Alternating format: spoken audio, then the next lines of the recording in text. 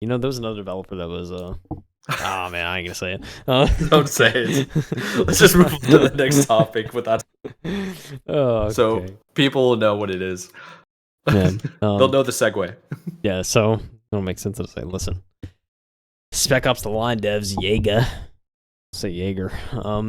They made the free-to-play shooter The Cycle Frontier, and unfortunately it is shutting down in September. Moment of silence. Moment of silence for the people who've been listening to this show for a long time. All right, we had our boy Spartan Boomer on last year, just talking about content creation and everything. But a huge point of it was Spartan Boomer discovered a new game called The Cycle Frontier, and he did. He's very excited. Called The Cycle Frontier. Is very excited about it. I had a judo like. You see that? I had like my cat was right here. It's like yeet. Judo throw the cat.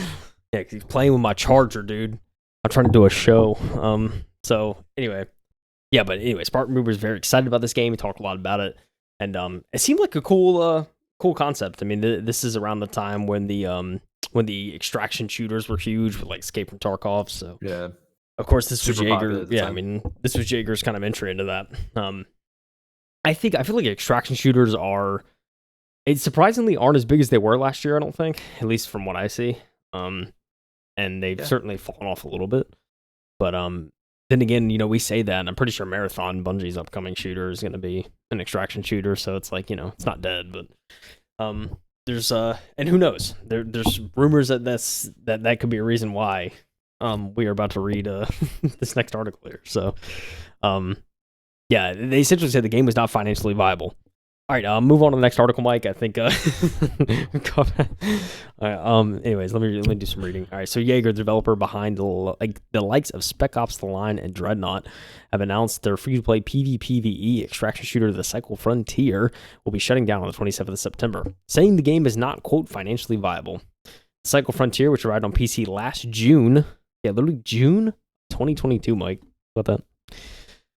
Seems crazy. Teams of players in the role of prospectors airdropping onto a hostile alien planet in order to gather resources, fend off predators, and competing teams with a steadily expanding arsenal.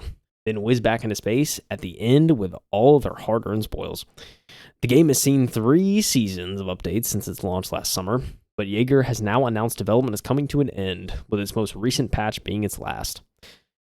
Today, we sadly have to deliver difficult news that we are sharing with a rather heavy heart, the developer wrote in an announcement post. Despite our best efforts and meaningful improvements brought to the game since launch and up until the release of Season 3, the reality is that the Cycle Frontier is unfortunately not financially viable. This brings us to the heartbreaking announcement. The Cycle Frontier will be sunsetting on September 27th, 2023. It's a very hard decision for us, but after debating it for a long while, we had to accept this was the best course of action for Jaeger.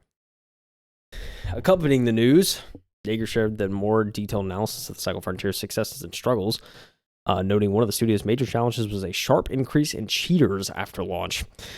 A spike it was unable to address rapidly enough, resulting in a significant decrease in players. The arrival of Season 2 didn't bring the reverse in fortunes Jaeger hoped, and while subsequent changes, the Cycle's mechanics caused an increase in our success metrics. It wasn't enough to make the game financially viable. Hey, dude, pulling back the curtain a little bit. Cheaters, Mike. Who would have thought cheaters would ruin a game, dude? Who would have thought? You know what I'm saying? Not only do they ruin the consumer's enjoyment of the game, but in turn can financially ruin a developer. Are we surprised, man? No. Dude, it's so upsetting. Nobody has ethics anymore, or morals, or any type of compass of how to do things, man. It's so crazy, dude. Cheating is literally ruining games, and people are quitting. No longer playing it, not going back. Yeah. Because the devs can't react to it quick enough, whether they're indie or AAA, it doesn't matter. Yeah. Dude, it's it just sucks because as a dev, it's especially if you're a smaller dev, it's you could try and work as fast as you can, but sometimes you just can't beat them. It's geez. Jaeger added that while it strongly considered making the game available to everyone so that it could be enjoyed offline and possibly on private servers, it ultimately came to the conclusion that wasn't feasible given the Cycle's server-based nature and dedicated backend system. preparation for September shutdown, Jaeger has ended all real money purchases, but the in-game shop will still rotate daily and weekly, with all items receiving a 95% discount or more. Additionally, progression speeds will be increased, and all players will receive Season 3's Premium Fortuna Pass for free upon logging into the game. Finally, Jaeger will be refunding all purchases made in the last 14 days. Jaeger says that's really nice of him, though. Yeah, that's what I'm saying. Like, I like that. Yeah, I read that. I read that earlier today, and I think it's like, I mean, it's cool. Like, you know, they're shutting down the game, but at least it's like, hey, if you purchase something in the last 2 weeks, just like we'll refund you, and then everything is going to be severely discounted. So if you want to like check out the cool stuff and make the last little time with the game fun, then yeah, enjoy it where you can. Yeah. Jaeger says it will now shift its focus on a new project using, quote, all the valuable experience, learnings, and feedback we've gathered. That's good. That's really similar to what the creators of Splitgate did, because they lost their population by a lot, and I don't think it was a cheating thing. I think it was just I always go back to it. I know I've mentioned it a couple of times to you, is the lack of like ownership as a player. When you play a game, when you're creating like your customized character, you don't really ever feel like that's you. Yeah. You know? Yeah. And arena shooters are kind of not that popular anymore. Boomer shooters is what they call them. Yeah. I mean, dude, that's the thing. I think it was 505, right? It was 505 Games they made that. What was the name of the studio? I think so. Let me double check for you. Pretty sure it was 505. Anyway, I think that studio just outgrew that game very quickly, like way quicker than I thought they were going to. 1047 Games. 1047. I knew it was a number. Who's 505 Games? That's the studio, but I'm trying to think of. I know that's the studio. I can't think of the game they made. It was like recent. Terraria, Death Stranding, Ghost Runner, and Control. Yeah, Control. Yeah, that's it. Anyway, but yeah, 1047. So I mean, I think they outgrew that game so fast, and they were just like, well, we already know how we can essentially take this formula and make it way better.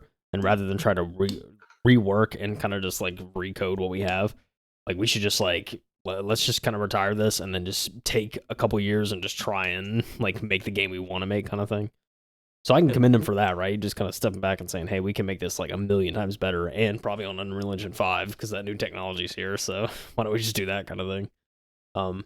Yeah, I think in terms of Jaeger, though, it's very unfortunate that they had to come to the point of like, yeah, we financially can't uphold this anymore, so we're better off just cutting our losses and moving on to the next thing. It sucks, but at the same time, I very much love the fact that they just didn't shut down, and they did the proper planning to say like, hey, we can't finish this out, or like we can't maintain this, so we're better off, and we'll be able to keep everyone's job if we just move on to the next thing and just try to focus on the next thing rather than keeping this afloat. So I can commend them for that. Very smart decision. You can tell it's a studio that knows what they're doing, so you love to see that, you know. True. I think it is just very sad going back to the whole cheater. Like, I know at the start of the episode I said I was playing Halo 3 again. Dude, I was playing matchmaking and I was running into cheaters. I was playing in a custom server doing 4s, and I know there were 2 guys cheating. And it's just like that's a game that's no longer popular. It's like over 10 years old. Nobody gives a crap about it anymore. And people are still cheating. So it just goes to show it's like people want to feel good at a game, but they're cheating to do so. I don't know why. That's a psychological thing. I can definitely come up with reasons and topics of discussion.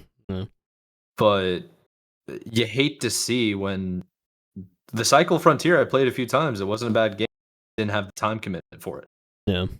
And when you don't have a time commitment for it, similar to Sea of Thieves, it's like if you go on a fantastic game, but you are committing at least over an hour on a voyage, and there's a possibility that like another player can come destroy you and take all your stuff.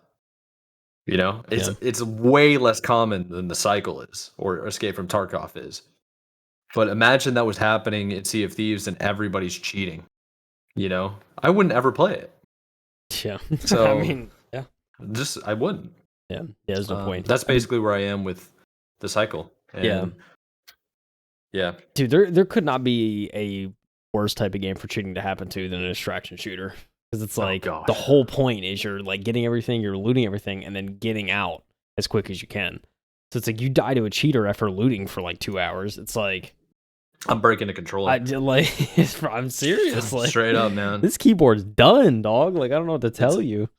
I am beyond checked. Like, that's one of the reasons. Let me go back to Halo. That's like one of the reasons why I quit playing Halo. Is because there's so many people openly cheating, and they were like, they're cheating in tournaments for money. Yeah. And I saw that. Like, I'm like, I'm out, dude. See ya. It's crazy. You know what I'm saying? Oh man. And that's why we play single players now. That's what I'm saying, baby. Bring the joy back. For real, for real.